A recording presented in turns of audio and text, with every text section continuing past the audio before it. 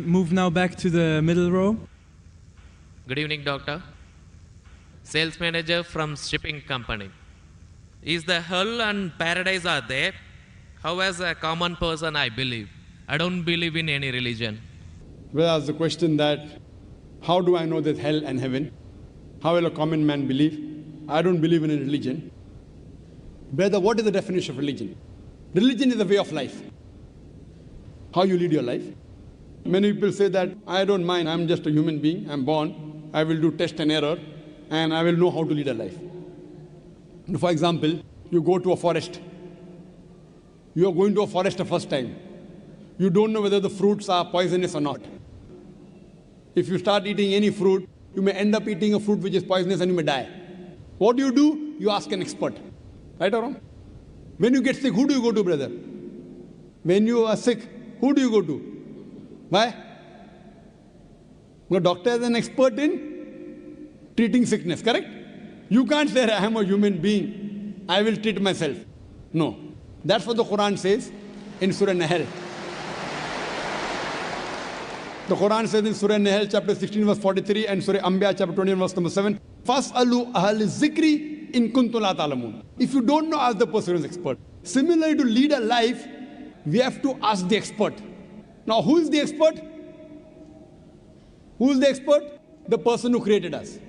Who created us? It's Almighty God.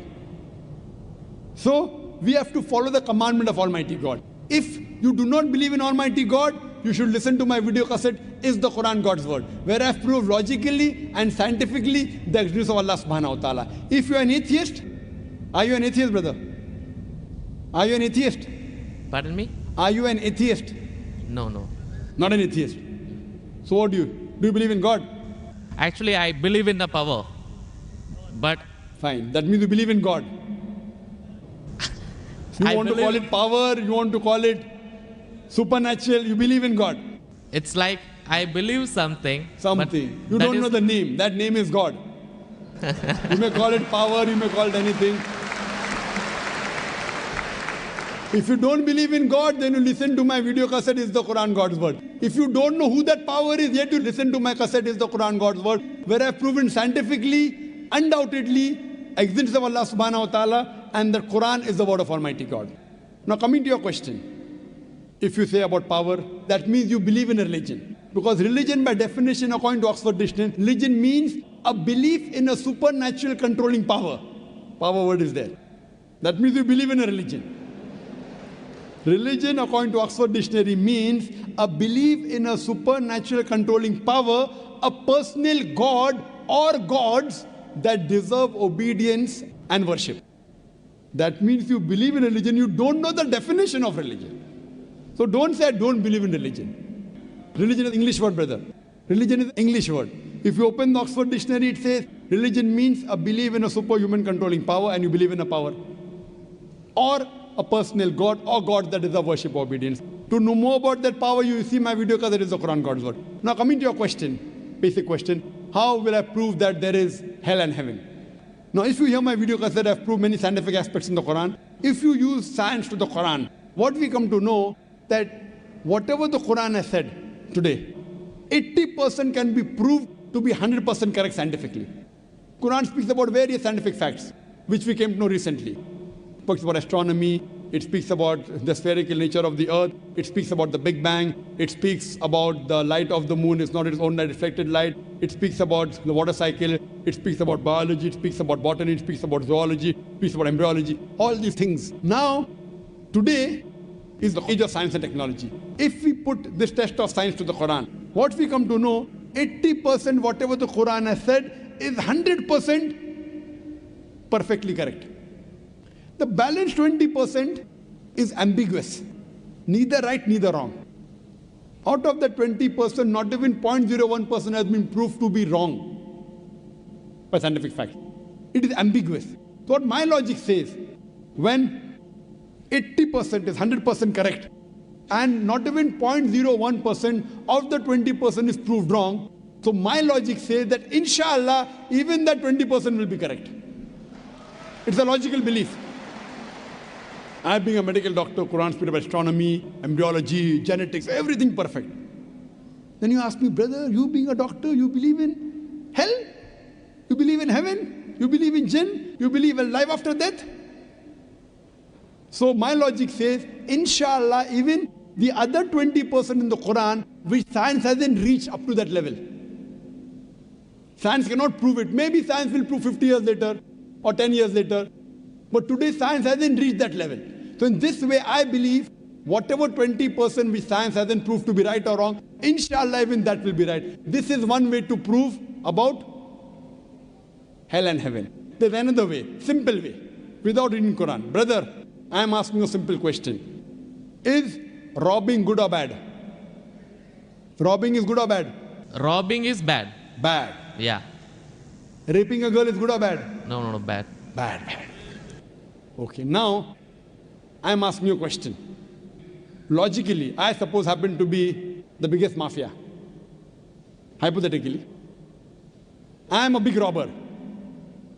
You prove to me logically and scientifically. I am a very logical person. I am a scientific person. I am a logical person and scientific person. You prove to me why robbing is bad for me and I will stop robbing. Only one reason you give me, one good reason why robbing is bad for me and I will stop robbing. It hurts others. It hurts people. It hurts others. What difference does it make to me? If it hurts, if I rob 1,000 riyal, it is benefiting me. I can see movie. I can go to a 5-star hotel. What difference does it make whether it hurts others? Does it hurt me? I told you, prove to me why it is bad for me, not for others. I am least bothered about the others. Why is it bad for me?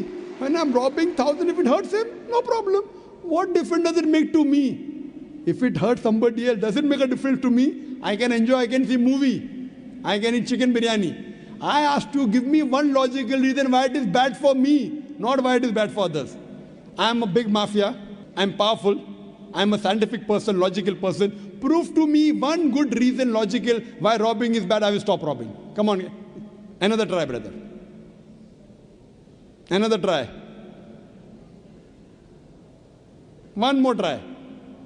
Why it is bad? No answer.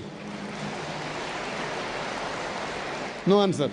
Try. There are 20, 30 reasons, 100 reasons you can give. Actually, as you said, the religion means the way of life. Not religion. Why robbing is bad? Tell me. Don't go to religion. No.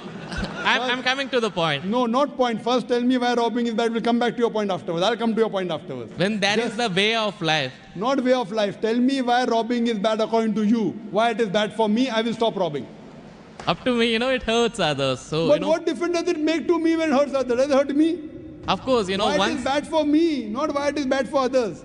Once we come to the society, we have to face them. Okay, once we come to society, you have to face them. I'm facing them. What's what? Why it is bad for me? The society won't respect us. What difference does it make whether respect or not? I can eat chicken biryani. I can go and see a movie. I can go to a 5-star hotel. What difference does it make to me if society respects or not? Imagine someone respects society. The poor person doesn't have food to eat. He'll be happy? No. You require food to eat or not? You require food to survive? Only society respecting. The person is starving to death. In India, thousands of people are starving to death. What difference does it make? I must give me one good reason why robbing is bad. I stop robbing. Why it is bad for me? Can anyone else help him out? Why robbing is bad? Why robbing is bad?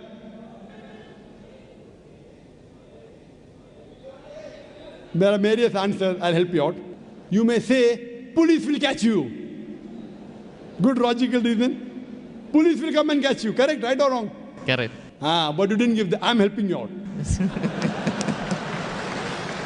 But brother, I told you I'm a powerful mafia. The police is in my pocket. Ministers are in my pocket.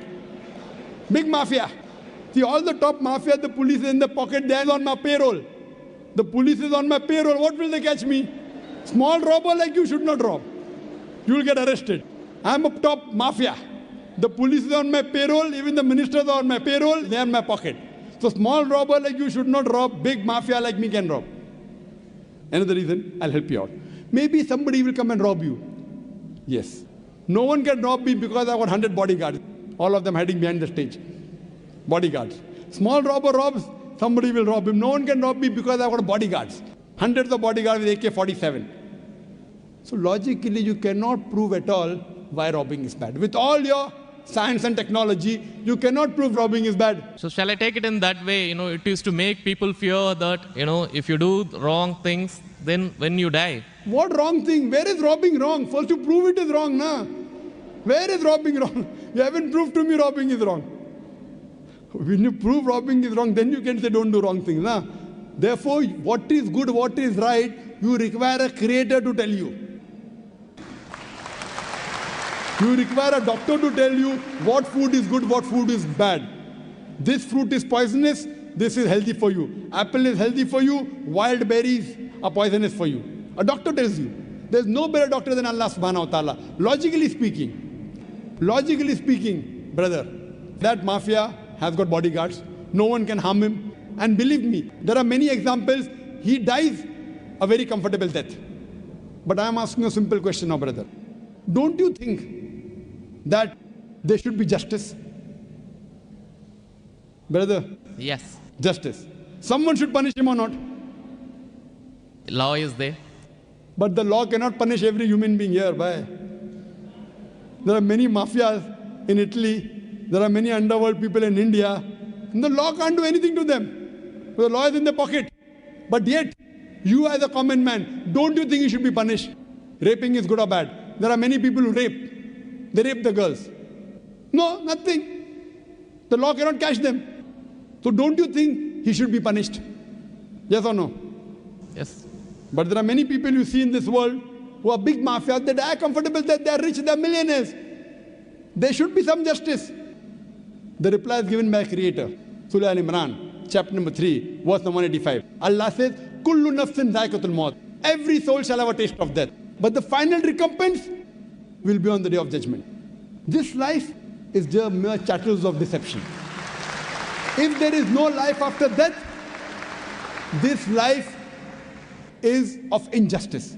What we say, that the total justice would be on the day of judgment. Our Creator Almighty God will give justice.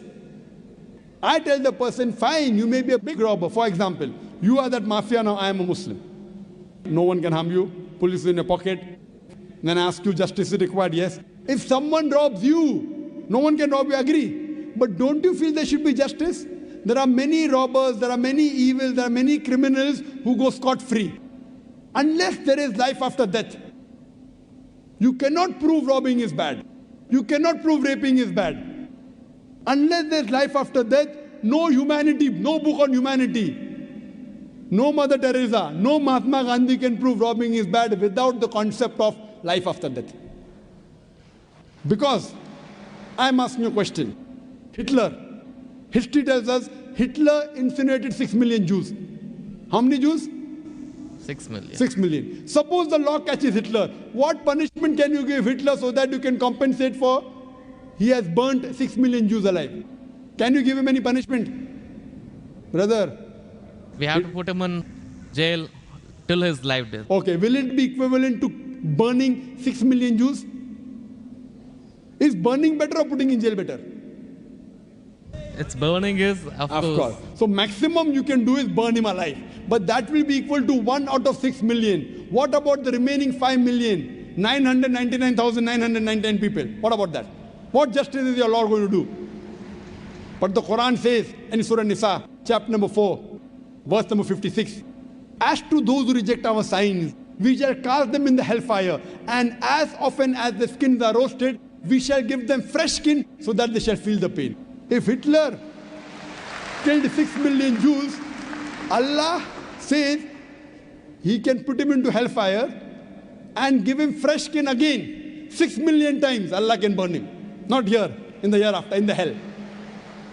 So only way I can prevent Hitler from killing 6 million Jews is tell him that here you kill 6 million Jews, Allah will burn you 12 million times in the hereafter. You can't give him that thing here.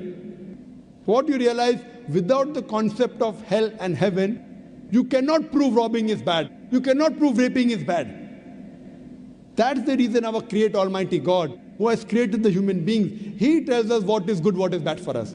And He tells us the rules and regulations. This is called as religion. So first you have to find out which book is the authentic book which has been revealed by this Almighty God. And when you do research, you will come to it, that is the Quran. All the scriptures speak about Almighty God, and all the scriptures they point out to the last and final revelation, the Quran, and last and final messenger, Prophet Muhammad, peace be upon him. Hope that answers the question. Thanks. Do we have any more